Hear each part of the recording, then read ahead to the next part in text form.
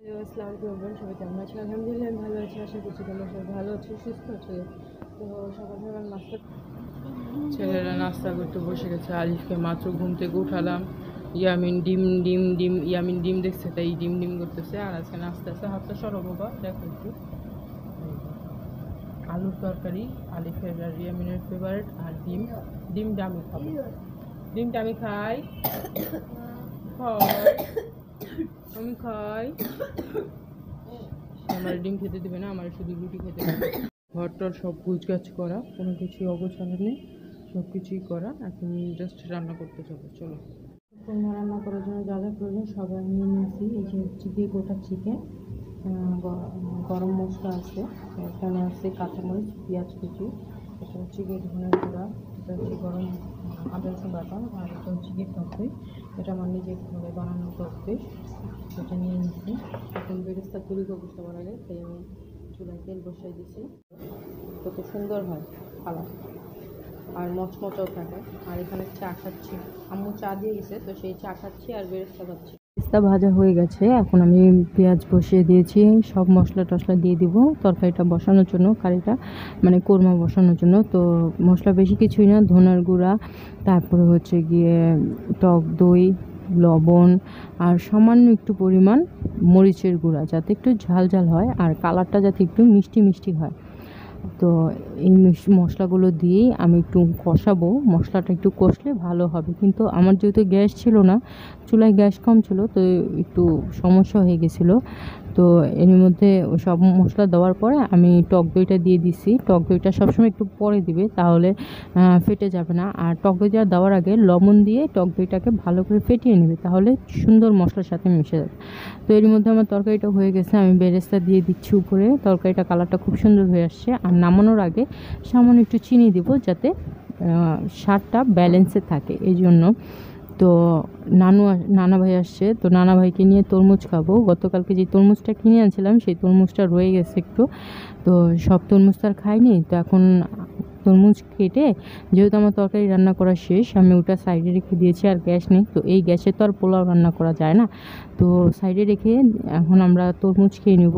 আম্মু, আমি, নানা ভাই, আব্বু কাজ করতেছিল, তো আব্বু এখন খাবে না, আব্বু পরে খাবে বললো। তো আলিফ এখানে তোমাদেরকে দেখাচ্ছে লাইক কমেন্ট শেয়ার করার জন্য, তো ওর জন্য অন্তত একটু করে দিও। তো ছেলে এখন নামাজ পড়তে যাবে, কারণ নামাজের সময় হয়ে গেছে, ওকে রেডি করে দিলাম। আর আব্বু যেহেতু বাসায় আছে, তো আব্বুর সাথে গেল। আর গ্যাস এখনও আসেনি, তবুও 2টো বেজে গেছে, ছেলে এসেই খাওয়ার কথা বলবে। তো পোলাওটা ওই গ্যাসেই বসিয়ে দিলাম। সালাদ তৈরি করে নিয়েছি, আর তরকারিটা তো দেখিয়েছিলাম। তো সব কিছু তৈরি হয়ে গেছে, তো এখন শুধু খাওয়ার পালা। আলিফ আসলেই খাওয়া শুরু করব আমরা, কারণ ও তো নামাজ পড়তে গেছে। আর ও নামাজ পড়তে খুবই ভালোবাসে, আগের থেকে, ছোট থেকে ও সবসময় নামাজ পড়তে যেত। তো আজকে আবদার করেছিল আমার কাছে বিয়ে বাড়ির খাবার খাবে, বিয়ে বাড়ির দাওয়াত পাচ্ছি না কেন। তো ওর জন্যই এই আয়োজনটা করা, যাতে ও একটু ভালোভাবে খেতে পারে বা একটু এনজয় করতে পারে, ওর বাবার কষ্টটা যাতে ওর কাছে না লাগে, এই জন্য। তো এখন চা খাবো, খাওয়া দাওয়া শেষ করে সব গোছগাছ করে ফেলেছি, তো চা বসিয়েছি, চা খাবো। আর এইভাবে দুধ নিয়ে আমার মতো কে কে খাও, এই দুধটা খেতে আমার কাছে খুব ভালো লাগে। আমি একটু বাচ্চাদের মতোই একটু দুধ চেটে খেতে আমার কাছে খুবই ভালো লাগে। শেষ করলাম, খাওয়া দাওয়া শেষ করে বসলাম, সব কাজ শেষ, থালা বাসন যা ধোয়ার পাতলা ছিল সব শেষ।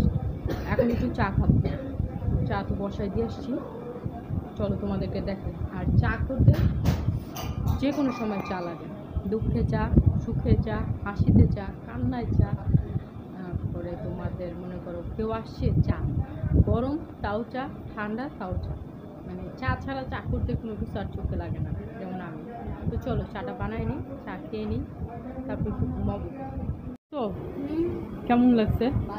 সত্যি মন বসছে? বিয়ে বাড়ির দাওয়াত খাইছো? আলিফের খুব শখ ছিল বিয়ে বাড়ির দাওয়াত খাবে। তো সন্ধ্যার পর থেকে মাথাটা খুব যন্ত্রণা করছিল। তো গতকালকে যে মাথা ধুইছি আর মাথায় তেল দিইনি, আর একা একা মাথায় তেল দিলে না, সেই তেলে চুলের ভিতর কোনো তেল লাগে না, সঠিকভাবে তেল দেওয়া হয় না, চুলও নষ্ট হয়ে যাচ্ছে। তো আম্মুকে বললাম, আম্মু একটু তেল দিয়ে দাও। তো অনেক দিন পর আম্মুর কাছে তেল দিতে বসলাম, আর মাথাটাও খুব ব্যথা করতেছিল। তো আম্মু চুল টেনে টেনে তেল দিয়ে দিচ্ছিলো, তো খুব ভালো লাগছিলো। তো তো অনেক দিন পরে আম্মুর কাছে এভাবে মাথায় তেল দিতে বসলাম আর মাথা আঁচড়াতে বসলাম। মানে এভাবে আম্মুর সাথে সময় কাটানো হয় না, বহু বছর হয়ে গেছে। কারণ বিয়ে হয়ে গেলে, বাচ্চা কাচ্চা হয়ে গেলে মায়েদের সাথে সেইভাবে সময় কাটানো হয় না, নিজেদের জন্যই সময় থাকে না। তো যাই হোক, আজকে ব্লগটা কেমন লাগলো সবাই কমেন্ট করে জানিও। ভালো থেকো, সুস্থ থেকো, আল্লাহ হাফেজ।